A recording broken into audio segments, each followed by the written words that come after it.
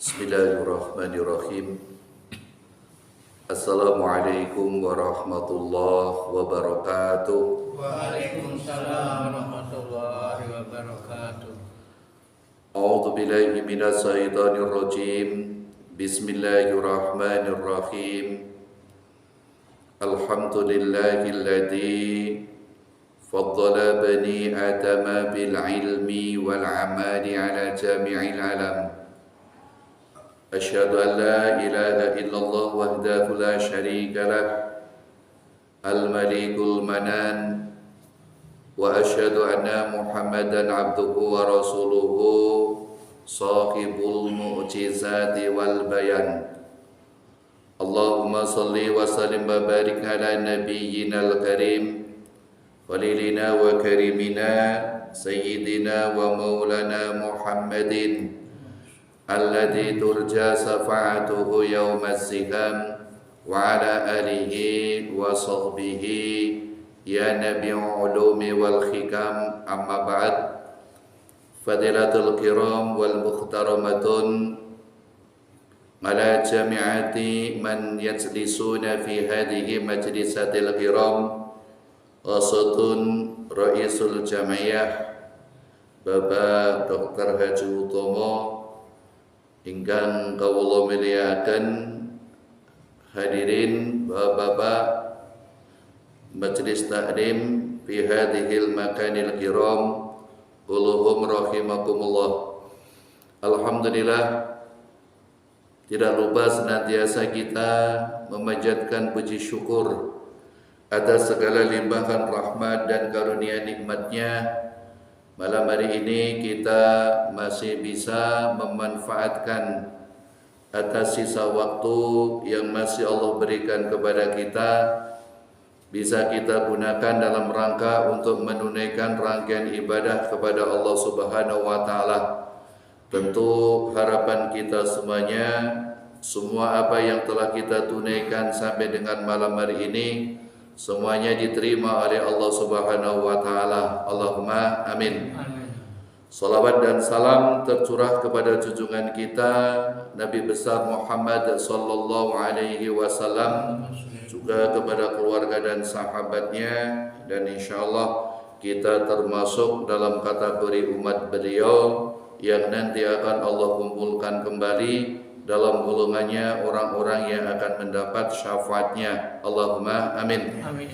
Bapak-bapak, saudara sekalian yang dimuliakan oleh Allah Subhanahu wa taala, kita masih dalam kajian kitab Hikam. Kemarin sudah sampai di fasal yang membicarakan kaitannya perbedaan sikap antara orang-orang yang sudah ma'rifah ataupun mengenal Allah Subhanahu wa taala dengan orang-orang yang belum mengenal Allah Subhanahu wa taala, kaitannya dalam mensikapi terhadap apa-apa yang Allah berikan kepada mereka. Di fasal yang sedang kita bahas ini terakhir kita al-musannif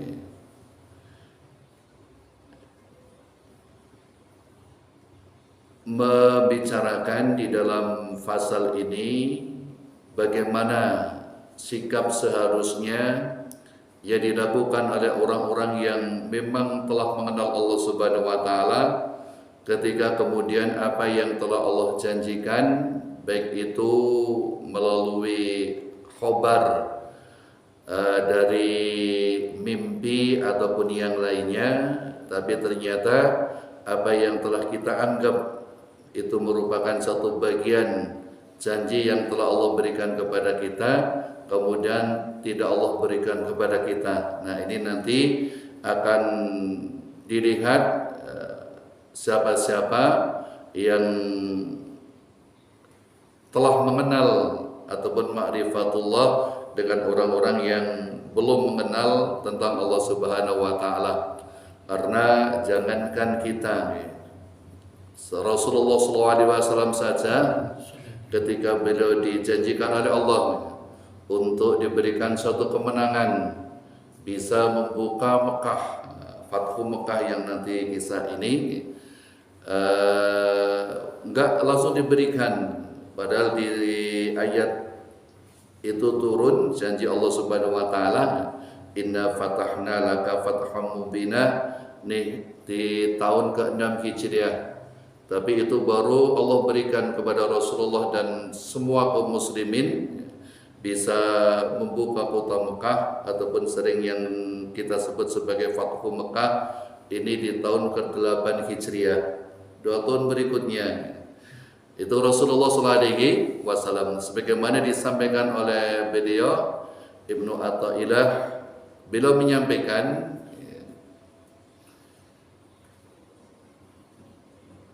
wa minhu ma waqa'a lahu sallallahu alaihi wasallam, dan salah satu di antaranya apa yang menimpa kepada junjungan kita Nabi besar Muhammad SAW amal Hudaybiyati, ing tahun Hudaybiyah, pada tahun adanya perjanjian Hudaybiyah, min ikhbarihi sahabati bi fathi thumma lam yahsul fi dhalikal ami bal fi ami ba'dahu, yang ternyata janji tersebut Allah berikan kepada Rasulullah, kemudian disampaikan kepada para sahabat. Ternyata enggak Allah berikan pada tahun itu juga, tapi baru kemudian diberikan di tahun depan, di tahun berikutnya. Ini kan kisahnya dulu ketika Nabi membawa sahabat sebanyak 1.400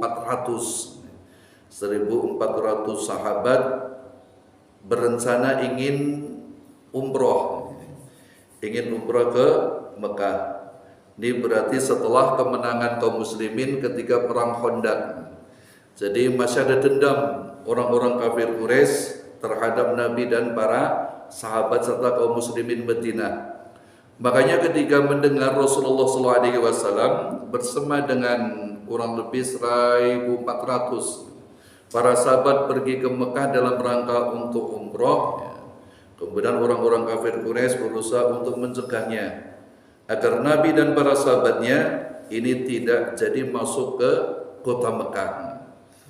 Padahal pada saat itu Allah telah menjanjikan akan diberikan kemenangan, tapi ditafsirkan oleh Nabi SAW yang kemudian disampaikan oleh para sahabat, ini mungkin tahun ini Allah akan memberikan kemenangan kepada kaum muslimin. Ternyata nggak jadi di tahun itu, karena kemudian setelah berbagai macam peristiwa penghadangan kaum muslimin oleh pemimpin Quraisy, bukan cuma pemimpin Quraisy, tapi Abu Sufyan ini mengutus pemimpin suku di sekitar Quraisy, termasuk ada suku Usa'ah, suku Bakar. Yang kedua suku tersebut memang sudah bermusuhan, yang nantinya suku Usa'ah ini yang akan menjadi rombongannya Nabi Muhammad SAW, sementara suku Bakar yang akan tetap menjadi sekutunya kafir Quraisy. Nah, Abu Sufyan mengutus pemimpin-pemimpin di luar Mekah ini dalam rangka untuk memberikan satu strategi biar kaum muslimin dan Nabi Muhammad SAW menyangka bahwa ternyata yang menolak kehadiran Nabi dan para sahabat ke Mekah bukan cuma kafir Mekah, orang-orang Quraisy saja, tapi orang-orang di luar Quraisy pun juga tidak berharap Nabi masuk ke dalam kota Mekah. Makanya berbagai macam hadangan, bahkan sampai yang terakhir kalinya Nabi mengutus Umar.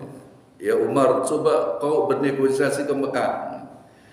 Kita ini bukan untuk menyerang mereka, tapi kita ini dalam rangka untuk beribadah. Apa kata Umar? Ya Rasulullah, bukankah engkau tahu saya ini orang yang paling dibenci oleh orang-orang Mekah? Makanya kalau saya negosiasi dengan mereka, ya kemungkinan besar nggak berhasil. Coba utus saja orang Mekah itu sendiri mengasihinya dan punya kerabat banyak di Mekah sampai saat ini. Siapa itu? Sahabat Utsman bin Affan radhiyallahu an.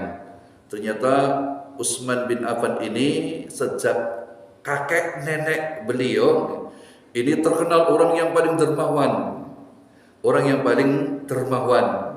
Sampai dengan Utsman sendiri pun terkenal dengan kedermawannya. Makanya walaupun mereka orang kafir dari Quraisy, mereka mencintai Utsman, mencintai Utsman. Bahkan ada satu pernyataan dari ibu-ibu di kota Mekah, kalau sedang ngemban anaknya, ya kalau kita ini ngudang lah, tak lelo-lelo ledung mungkin kalau kita orang-orang Jawa. Tapi orang Mekah ketika mengundang anaknya, duh anakku, ini orang yang aku cintai, sebagaimana orang Mekah mencintai Utsman sampai segitunya. Ini karena Utsman ini orang-orang yang memang dari keluarga beliau ini orang-orang yang paling dermawan, sehingga siapapun orang Mekah ini mencintai kerabat Utsman. Maka dengan pertimbangan itu kemudian diutuslah Utsman bin Affan radhiyallahu an untuk bernegosiasi ke Mekah.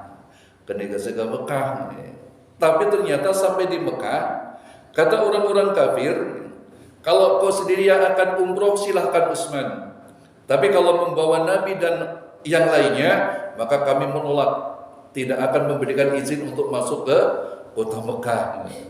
Ini kalau Utsman sendiri udah dipersilakan sepuasnya, mau ngapain di sini silahkan, mau berapa hari silahkan. Tapi kalau membawa Nabi dan sahabat-sahabatnya yang masih di Hudaybiyah, maka kami menolaknya dan tidak akan memberikan izin kepada mereka. Hingga sampai beberapa hari Utsman tinggal di Mekah, yang kemudian dengan desas-desus berita-berita yang kurang jelas bahwa Utsman bin Affan radhiyallahu an di Mekah ini dibunuh, katanya dibunuh oleh orang-orang Quraisy. Makanya kemudian Nabi SAW mengumpulkan kepada para sahabatnya untuk berkumpul di bawah pohon, satu pohon yang di situ kemudian terjadi bai'atur ridwan, sumpah setia. Apapun yang terjadi demi membela agama kita, apalagi dengan Utsman telah dibunuh oleh orang Quraisy, maka kemudian mereka bersumpah setia di situ. Yang ternyata Utsman nggak dibunuh. Kemudian beberapa hari Utsman datang ke Hudaybiyah menemui Nabi sallallahu alaihi wasallam, yang intinya orang-orang kafir Quraisy tetap tidak mengizinkan Nabi dan para sahabatnya untuk memasuki Mekah walaupun dalam rangka untuk umroh ke sana. Nah, kemudian setelah lama di situ, alhamdulillah kemudian terjadi perjanjian Hudaybiyah. Orang Quraisy mengutus Suhail bin Amr bin Malik, yang kemudian dari pihak Rasulullah SAW mengutus Ali bin Abi Thalib radhiyallahu an untuk menulis perjanjian Hudaybiyah tersebut. Nah, inilah sebetulnya merupakan satu awal kemenangan kaum muslimin, karena salah satu klausal yang ada dalam perjanjian Hudaybiyah ini diadakan gencatan senjata selama 10 tahun. Ini maknanya Nabi menjadi bebas untuk menyebarkan Islam keluar Mekah. Karena salah satu rintangan terbesar dakwah Nabi ini orang-orang Quraisy Mekah. Dan Mekah ini merupakan satu istilahnya negara silang antar negara yang lainnya. Jadi kalau mau ke mana ya lewati Mekah, begitu pula Madinah sama di orang-orang Mekah pun kalau ingin ke Syam kemana harus lewat Madinah. Maka dengan perjanjian demikian ini terjadi perjanjian damai, nggak boleh saling serang, nggak boleh saling membunuh antara kaum muslimin dengan Quraisy ini selama 10 tahun. Nah, kemudian kan Nabi digunakan kesempatan ini untuk berdakwah keluar Mekah, termasuk mengirim surat ke raja-raja, termasuk Raja Persia, Raja Romawi, dikirimi semuanya. Yang pada akhirnya inti daripada pernyataan Ibnu Athaillah ini mengambil satu iktibar contoh bahwa Nabi saja ketika dijanjikan oleh Allah nggak langsung diberikan janji tersebut. Ya baru kemudian tahun berikutnya Nabi baru bisa masuk ke kota Mekah dengan aman karena sudah ada perjanjian damai di situ. Yang nanti sejak 2 tahun adanya perkembangan orang-orang yang masuk dalam agama Islam. Ini karena perjanjian Hudaybiyah kalau awal ketika perjanjian Hudaybiyah di tahun pertama jumlah kaum muslimin antara 1.500-an. Tapi 1 tahun setelah perjanjian Hudaybiyah ini meningkat drastis kaum muslimin hingga mencapai kurang lebih 8.000 sampai 10.000 orang sudah masuk ke dalam agama Islam. Nah, inilah kemenangan yang nyata yang kemudian di tahun 8 Hijriah tahun berikutnya terjadi benar-benar Mekah ditaklukkan dalam peristiwa Fathu Mekah. Nah, ini satu gambaran saja oleh beliau menyampaikan bahwa orang yang mengenal Allah Subhanahu wa taala maka mereka tidak akan pernah berpikiran yang enggak istilahnya ini. Walaupun hatta istilahnya ya, hatta sudah dijanjikan oleh Allah, tapi ternyata Allah tidak memberikan sesuai dengan apa yang pernah dijanjikannya, karena ada suatu hal yang tentunya menurut pertimbangan Allah ini enggak pantas dulu untuk diberikan. Nah, ini kemudian sikap dari mereka orang-orang yang ma'rifatullah niki akan senantiasa menyandarkan segala sesuatu nih memang kehendaknya Allah Subhanahu wa taala. Allah mau memberikan sekarang, mau memberikan kapan, bahkan kemudian enggak diberikan pun ini tidak akan terpengaruh dengan ubudiyah ibadah orang-orang yang ma'rifatullah Subhanahu wa taala. Jadi apapun yang menimpa kepada orang tersebut, orang-orang yang telah mengenal Allah enggak ada masalah. Enggak ada masalah, enggak mengurangi ibadahnya dia kepada Allah Subhanahu wa taala. Kadang-kadang ada nih sebagian udah baca surat Waqiah tiap hari tapi ternyata enggak diberi rezeki-rezeki yang berlimpah. Lah udah usah baca deh. Udah sholat duha tiap hari enggak dibuka pintu rezeki. Akhirnya putus asa enggak lagi sholat duha. Nih orang yang enggak ma'rifatullah. Tapi orang yang mengenal Allah mau diberi atau tidak, tujuan dia sholat duha, tujuan dia baca surat Waqiah nih karena melaksanakan perintah Allah Subhanahu wa taala. Maka nanti sikap ketenangan akan terlihat jelas dalam diri orang-orang yang telah mengenal Allah Subhanahu wa taala. Kemudian kata beliau niki di kelanjutannya, fa idza haddara, maka ketika merasa tersirat kerentek carane iki, fa idza hadara mongko nalikane kerentek lil muridi kedue wong kang ngarepaken wusul ing Allah, apa hadarun kerentek rahmaniyun kang bangsa rahman kang bangsa Tuhan, au malakiyun atau kang bangsa malaikat. Maksudnya ketika orang-orang ini punya sesuatu yang terlintas dalam hatinya, punya sesuatu yang tersirat di dalam hatinya, baik itu melalui, kalau yang kemarin telah kita bahas, adanya satu nopong deh, kalau menimpa kepada diri hamba Allah yang dicintai, wadi-wadinya Allah Subhanahu wa taala, ini ada semacam bisikan ataupun yang lainnya. Ini akan terasa orang-orang yang memang benar-benar ma'rifatullah, ini akan diberikan satu bisikan ataupun pertanda. Makanya disebut sebagai sirat dalam hati yang berupa rahmaniyun, bangsa ketuhanan yang Allah berikan langsung kepada orang tersebut. Au malakiyun atau sifat malakiyah. Ini melalui malaikat-malaikatnya Allah Subhanahu wa taala. Umpamanya nih ada satu amalan yang telah kita amalkan. Kemudian ada satu suara nih. Suara ini kan namanya yang disebut apa ini kalau di dalam istilah orang tasawuf, hatib.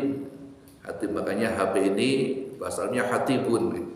Jadi suara yang tidak ada fisiknya. Suara yang tidak ada fisiknya. Ini suara dari malaikat. Kadang-kadang bisa juga demikian. Kita ini dengar suatu suara yang terdengar jelas dengan telinga kita, di telinga kita, tapi kita nggak tahu siapa yang bersuara. Ini biasanya sesuatu yang memang datang dari malaikat. Ini banyak kisah-kisahnya, terutama di dalam kitab Ar-Ruh, di dalam kitab Irsyadul Ibad, ini banyak. ada hatib-hatib, suara-suara yang Allah utus malaikat untuk mensuarakan apa yang akan diberikan kepada seseorang. Tapi itu bukan wahyu, bukan wahyu. Kalau wahyu sudah terputus, nggak ada lagi orang yang menerima wahyu, karena Nabi sudah nggak ada lagi setelah Nabi kita Muhammad SAW. Nah, tsumma lam yahsul, mongko nuli ora hasil apa maktadahu krenteke atine murid.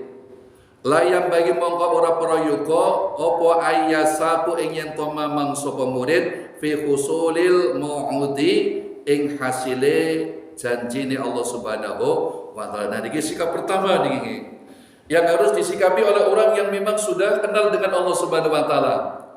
Ketika apa yang telah dijanjikan oleh Allah, baik itu melalui berita yang Allah berikan kepada orang tersebut, melalui mimpi ataupun yang lainnya, ataupun berita dari malaikat, melalui suara-suara dan sebagainya, kemudian ternyata tidak hasil. Udah nih, kamu tahun depan akan mendapatkan anugerah ini, melalui suara barangkali, ataupun dalam mimpi.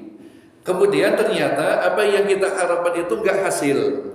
Maka bagi orang yang pingin wusul kepada Allah dan orang tersebut telah mengenal Allah Subhanahu wa taala, maka dia tidak akan ragu lagi untuk tetap berkeyakinan bahwa apa yang telah Allah janjikan akan diberikan walaupun kapan waktunya.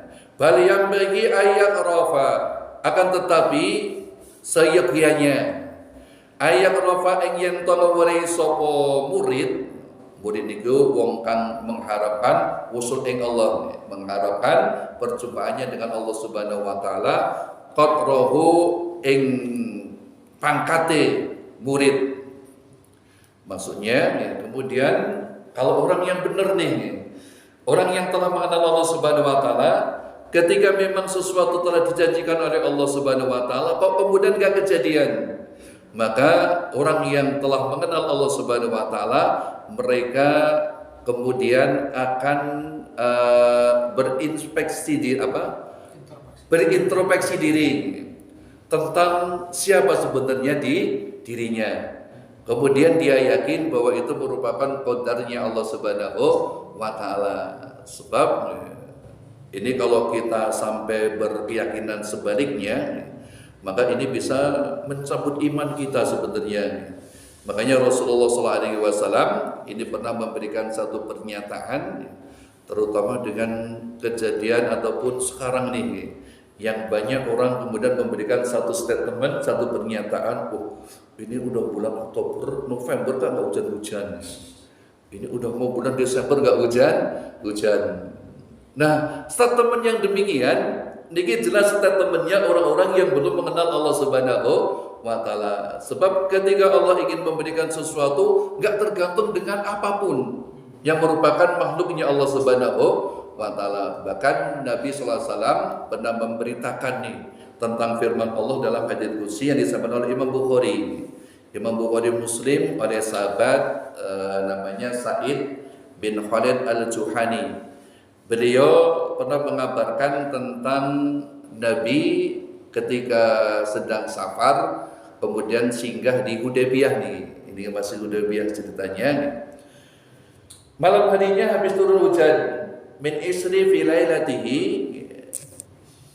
Malam harinya habis turun hujan, kemudian di pagi harinya beliau salat subuh dengan para sahabat-sahabatnya. Salat subuh dengan para sahabatnya. Fa idzan sarafa faqala, kemudian setelah Nabi selesai, niki kemudian Nabi menyampaikan, Nabi menghadap kepada iqbalan nas faqala. Ini biasanya kalau habis salat ada sesuatu yang akan Nabi sampaikan, Nabi menghadap ke jamaah. Tapi kalau enggak ada yang disampaikan, Nabi ikhari ngan yaminihi aw shimalihi. Kadang-kadang cuma menghadap kanan atau menghadap kiri. Jadi nggak langsung menghadap ke jamaah. Nih kalau iqbal menghadap ke jamaah, nih biasanya pasti akan ada sesuatu yang akan beliau sampaikan. Termasuk ini dalam hadis Imam Bukhari, Ketika setelah sholat subuh di Hudaybiyah, Nabi menghadap kepada jamaah kemudian mengatakan, apa kata Nabi? Atadruna madza qala rabbukum? Tahukah kalian tentang apa yang Allah firmankan kepada kalian? Maksudnya ternyata tadi sebelum pelaksanaan sholat subuh datang malaikat Jibril mengabarkan kepada Nabi tentang apa yang Allah sampaikan. Kemudian disuruh untuk menyampaikan kepada para sahabatnya. Maka kata para sahabat, ya jelas nih mereka pasrah. Allahu wa rasuluhu a'lam. Allah dan Rasulnya yang lebih tahu nih. Makanya kalau kita nggak tahu udah aman, wallahu a'lam gitu aja nih. Allah yang maha tahu gitu aja nih. Nggak usah terlalu banyak putar-putar nih. Hingga kita bikin satu pernyataan atas hawa nafsunya sendiri. Ini akan berbahaya. Makanya para sahabat terbiasa nih, kalau mereka nggak paham, mereka pasrahkan. Allah dan Rasulnya yang lebih mengetahui. Maka kemudian kata Nabi, Allah berfirman nih, para sahabat, Allah berfirman saat tadi ketika malaikat Jibril datang kepadaku, apa firman Allah? Asbaha minal abdi kafirum bi mu'minun bi wa kafirun. Nih, pagi subuh hari ini ada di antara hamba-hambanya yang beriman kepada Allah dan kafir kepada Allah. Pagi hari ini ada dari hamba-hambanya yang beriman kepada Allah dan kafir kepada Allah Subhanahu wa taala. Kemudian Nabi melanjutkan, fa amma man qala mutirna bi fadlihi wa bi rahmatihi fakadzalika mu'minun bi wa kafirun ngalal kaukabi. Siapa yang tadi berkeyakinan nih, siapa yang berkeyakinan bahwa hujan yang turun ini karena anugerah dan rahmat dari Allah Subhanahu wa taala, dialah hamba-hambaku yang beriman kepadaku dan kafir ingkar kepada bintang-bintang. Tapi sebaliknya, fa amma man qala mutirna bi naui hada wa kada kafirun bi wa mu'minun alal kaukab. Maka siapa yang kemudian mengatakan hujan turun karena bintang, hujan turun karena bulan, nih bulan Desember nggak turun hujan, nih berarti keyakinan bahwa turunnya hujan karena bulan Desember. Maka apa kata Allah Subhanahu wa taala?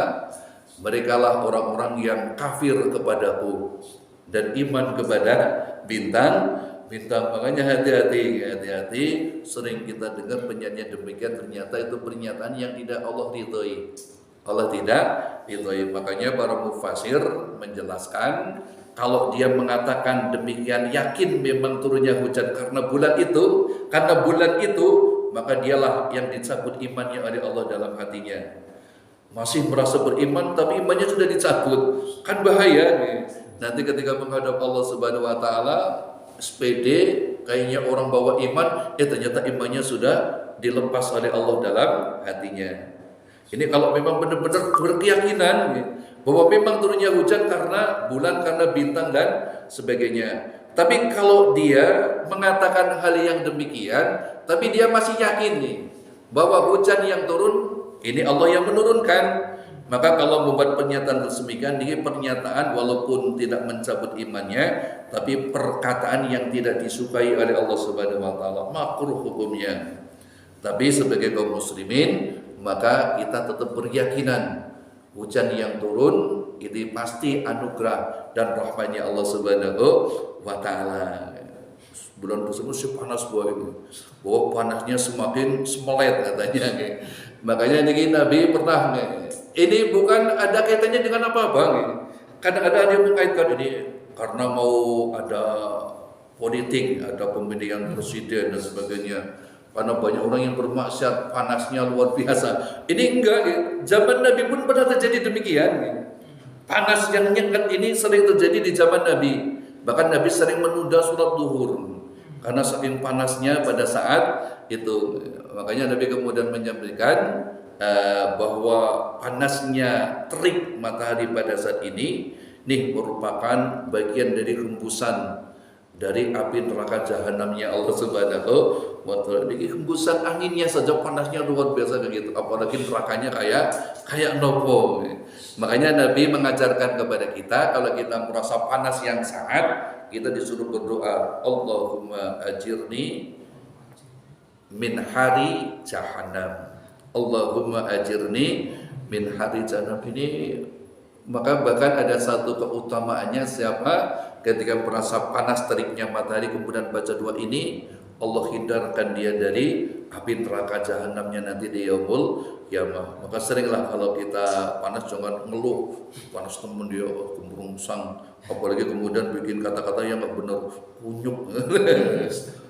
Nah apalagi ini jelas orang-orang yang kata-katanya dimurkai oleh Allah Subhanahu wa taala. Sebab ya, Rasul pernah memberikan satu pernyataan, ada orang yang mengatakan satu kalimat nih, padahal kalimat tersebut tidak dianggap sebagai kalimat yang agung. La tulqa fiha bala. Kemudian Allah lempar dia ke dalam jahanam. Hati-hati, kadang-kadang ada satu ustaz teman kita yang bikin Allah murka, walaupun dengan melakukan satu kata hindari Bapak saudara sekalian yang Allah Subhanahu wa taala. Lah kalau orang yang memperkirakan cuaca ya enggak masalah, karena dia memperkirakan berdasarkan ilmu. Sama dengan walaupun Allah Subhanahu wa taala yang sudah berjanji akan menyembuhkan penyakit setiap hambanya diberi sakit, lah kemudian dokter yang beristihad, nih kalau saat ini obatnya ini enggak masalah, ini yang dibenarkan di dalam syariat. Karena memang Allah sering banyak memberikan satu pernyataan dalam firman-Nya, afala taqilun, apakah kamu enggak gunakan akalnya? Maka kita disuruh untuk mencari obat yang memang telah Allah turunkan kepada kita nih. Setiap penyakit pasti ada obatnya, cuman kadang-kadang ada yang ditemukan obatnya, ada yang tidak ditemukan obatnya. Maka inilah dari ilmu kedokteran. Bahkan sejak dulu nih termasuk ulama muktabar yang ada dalam ilmu kedokteran, yang Ibnu Sina, ini beliau sudah menciptakan berbagai macam obat-obatan yang diambil dari berbagai macam tumbuhan. Obat-obat kita pun sama, ini diambil dari tumbuh-tumbuhan. Maka itu enggak masalah yang demikian.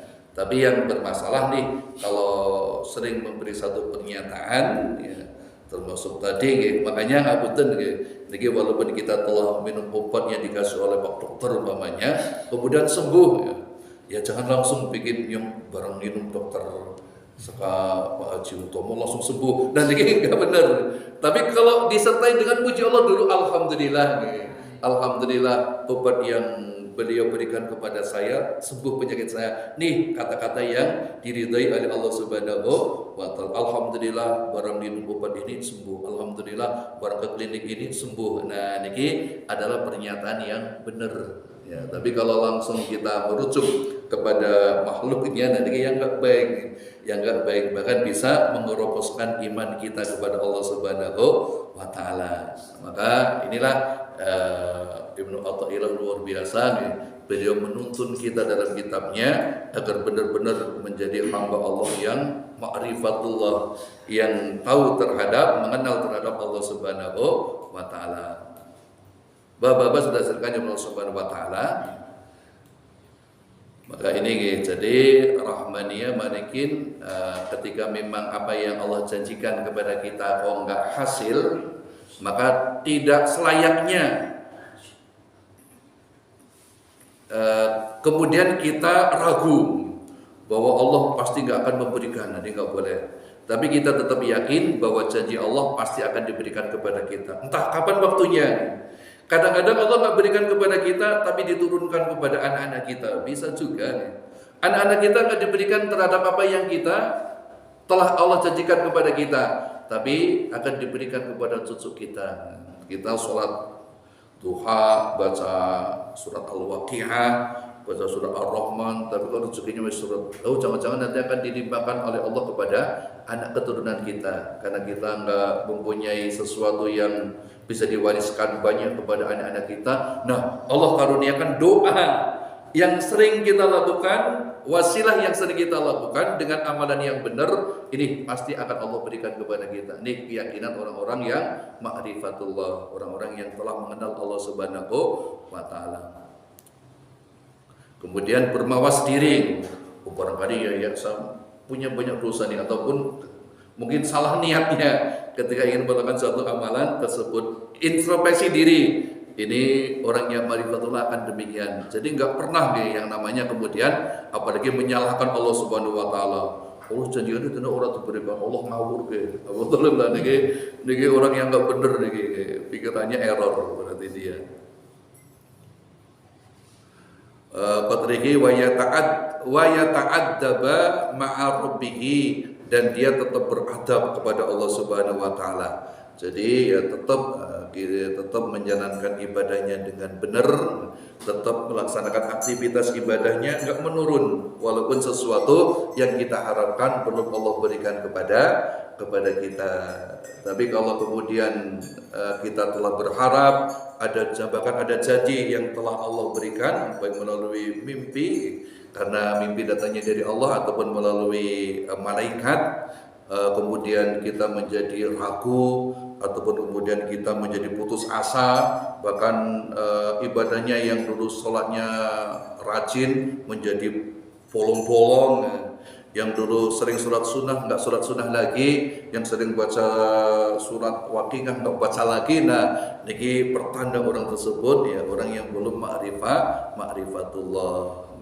Dia bahkan cenderung diki protes, berarti protes kepada Allah Subhanahu wa taala. Dia ngatur kepada Allah Subhanahu wa taala. Kan sama nggih kalau kita minta harus diberi pada saat itu, kan sama saja kita ngatur kepada Allah. Allah diatur oleh kita kan ngawur nggih. Maka kita pasrahkan semuanya kepada Allah Subhanahu wa taala. Wa yaskunu ilaihi qiyaman wa addahu bihi wa la yatasakkaku fi dzalika wa la yansalu i'tiqaduhu faman kana kadzalika fa huwa 'arifu billah salimal basairati manurus sarirati wa illa fa'alal akasi min dzalika. Maka dari itu kesimpulannya dia tidak akan pernah terguncang hatinya menjadi ragu lagi terhadap apa yang telah Allah janjikan kepada mereka. Maka barang siapa yang kemudian bisa bersikap demikian, bahwa apa yang terjadi ini semuanya memang kehendak Allah. Ketika ada sesuatu yang mungkin kita berharap tapi nggak diberikan, kita introspeksi diri kita. Maka kalau kita sudah melakukan hal yang demikian, tidak ada guncangan dalam hati kita untuk putus asa, bahkan kemudian menjadi orang yang bersikap apatis, maka orang yang demikian nih orang-orang yang sudah ma'rifatullah. Tapi kalau bersikap sebaliknya, maka dia orang-orang yang akan digelapkan hatinya oleh Allah Subhanahu wa taala. Tapi kalau sikap itu sifat yang baik, sudah ma'rifatullah, maka jelas dia akan diselamatkan mata hatinya dan juga akan diberikan keterangan mata batinnya, sehingga apapun yang menimpa kepada dirinya nih dianggap semuanya merupakan suatu bagian dari kebaikan yang Allah berikan kepada kita sebagai hambanya. Inilah Bapak saudara sekalian yang dimana Allah Subhanahu wa taala, makalah yang ke-9 kalau nggak salah, ini tentang perbedaan orang-orang yang sudah ma'rifatullah dengan orang-orang yang tidak ma'rifatullah dalam mensikapi terhadap apa-apa yang Allah timpakan kepada kita, baik itu berupa janji ataupun yang lainnya. Udah Isa nih. Sebentar lagi nih. Sebelumnya barangkali mungkin ada yang mau disampaikan atau mau ditanyakan kaitannya dengan materi yang kita bahas ini ataupun di luar materi. Barangkali ada, dipersilakan. Jadi monggo. Namanya kita sering sholat gitu kan ya. Istiqomah. Kalau kita bermimpi gitu ya. Terus disuruh mengerjakan amalan ini sekian dibaca sekian, apa kita perlu percaya apa enggak gitu? Ya betul. Ini kata Nabi SAW, ar-ru'ya thalatha, dalam riwayat Muslim, ar-ru'ya thalatha, yang namanya mimpi nih ada 3 macam. Yang pertama, mubasyiru minallah, berita gembira dari Allah. Karena sudah gak ada wahyu lagi, maka biasanya Allah memberikan satu petunjuk ataupun gambaran ataupun suatu pelajaran biasanya melalui mimpi. Orang-orang yang beriman, orang-orang yang istiqomah dalam ibadahnya, nih kalau bermimpi itu merupakan satu kebaikan, nih biasanya memang benar itu petunjuk dari Allah Subhanahu wa taala. Tapi kaitannya dengan mimpi disikapi oleh para ulama, mimpi ini boleh diamalkan, tapi tidak boleh memaksakan orang lain untuk mengamalkan mimpi kita. Sama dengan Nabi sebenarnya. Nabi ini dulu ketika bermimpi diberi petunjuk oleh Allah yang untuk dirinya sendiri dan keluarganya, enggak disampaikan kepada yang lainnya. Beda dengan Rasul. Kalau Rasul ini kalau bermimpi di samping diamalkan untuk dirinya juga disebarkan kepada manusia yang lainnya. Sama dengan kita nih. Kita nih biasanya diberi mimpi oleh Allah Subhanahu wa taala.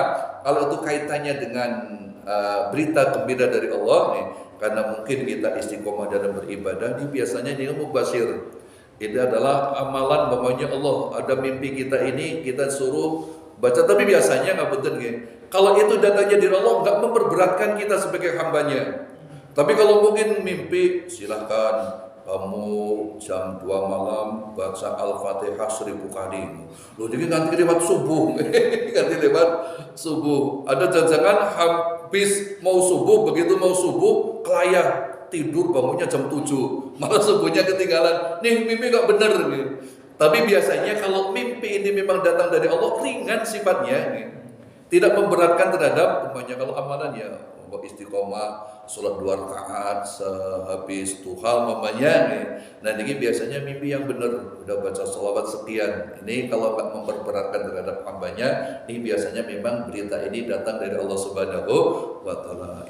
Ya la yukallifullahu nafsan illa wus'aha, kan jelas nih Allah ini memberikan satu pernyataan itu. Wattaqullaha mastata'tum. Takwalah kepada Allah sesuai dengan kemampuannya. Allah nggak akan bakalan memberikan sesuatu di luar batas kemampuan kita sebagai hambanya. Beda kalau manusia yang ngasih saran nih, biasanya berat-berat nih baca sholawat Nabi 4444 kali.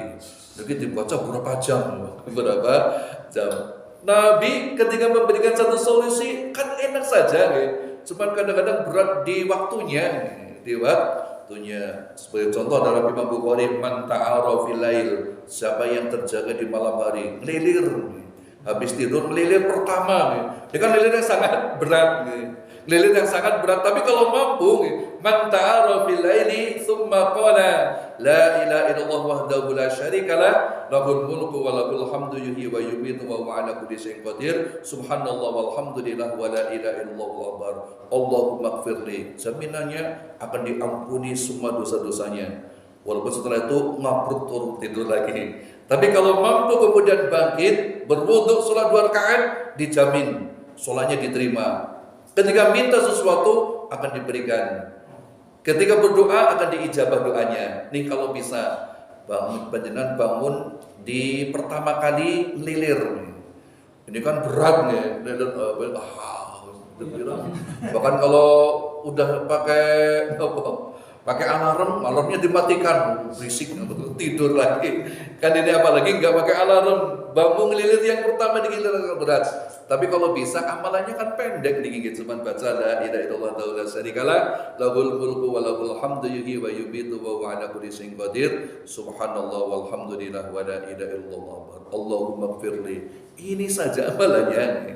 Tapi waktunya agak berat memang. Allah jamin akan diampuni dosa orang tersebut. Coba kalau panjenengan lilir pertama lagi duduk langsung duduk sebentar kemudian baca ini, kemudian Allahumma ighfirli. Berarti sengatuk turun lagi, enggak apa-apa, ini amalan sudah kena. Tapi kalau mau melanjutkan kemudian turun ke kamar mandi, kencing, wudu, sholat 2 rakaat. Nih sholatnya dijamin diterima. Yang diminta pada saat itu akan Allah berikan. Berdoa pada saat itu akan diijabah doanya. Nih, kalau mimpinya itu adalah mimpi yang benar, berita dari Allah, biasanya kalau berupa amalan, tidak amalan yang berat-berat. Itu dia. Yang kedua, yang mimpi itu bisa tahdisun nafs. Ini bawaan jiwa. karena senengnya itu biasanya mimpinya itu seneng melayu-melayu, mimpi lagi melayu-melayu. Mimpi senengnya nenggak ya, mimpinya nenggak biasanya kata-kata ini. Mimpi lagi ngaji, mimpi seneng ngaji biasanya mimpinya lagi ngaji. Nah kata-kata ini namanya tahdidun ataupun tahfifus said. Itu tahfifus said, syaiton, yaitu mimpi yang memang ditakut-takuti oleh setan, mimpi buruk, dikejar-kejar kuntilanak namanya, dikejar-kejar pocong, niki setan yang nakut-nakutin. Maka ketika mimpi yang buruk jangan diceritakan kepada yang lainnya. Fasta'id billah, kemudian minta berdoa kepada Allah, auzubillahi minasyaitonir rajim. Kalau mimpi baik diceritakan. Bahkan Nabi SAW ketika dalam Sahih Bukhari, ketika beliau ingin menyampaikan sesuatu kaitannya dengan mimpi, hal ru'ya fi laila, apakah ada yang mimpi pada malam hari ini? Ketika ada yang menceritakan, Masya Allah, Nabi kemudian mengomentarinya demikian, kan seneng nih. Makanya kalau ada orang yang mimpi cerita kepada kita, jangan kita bully, Allah mau kembang turun, akan turukon. Udah disanjung, Masya Allah luar biasa. Ini kalau mimpi baik nih, kalau mimpi baik. Jangan kemudian malah di kompor-kompori, mimpi apa? Dia ulang, bahkan boleh taruh maning nih, bahkan boleh bujuk maning. Nah, lagi orang nanti semangat boleh taruh di panjenengan benernya demikian, Masya Allah luar biasa gitu. Ini sikap Nabi SAW. Betul ya? Maka saya dibawin ini, matur nuwun insyaallah kita akan lanjutkan di malam Sabtu yang akan datang. Mudah-mudahan apa yang kita kaji di malam hari ini ada manfaatnya. Mari kita tutup bersama-sama dengan membaca doa kafaratul majlis. Subhanakallahumma wa bihamdika asyhadu an la ilaha illa anta astaghfiruka wa atubu ilaik. Alhamdulillahirabbil alamin. Wassalamualaikum warahmatullahi wabarakatuh.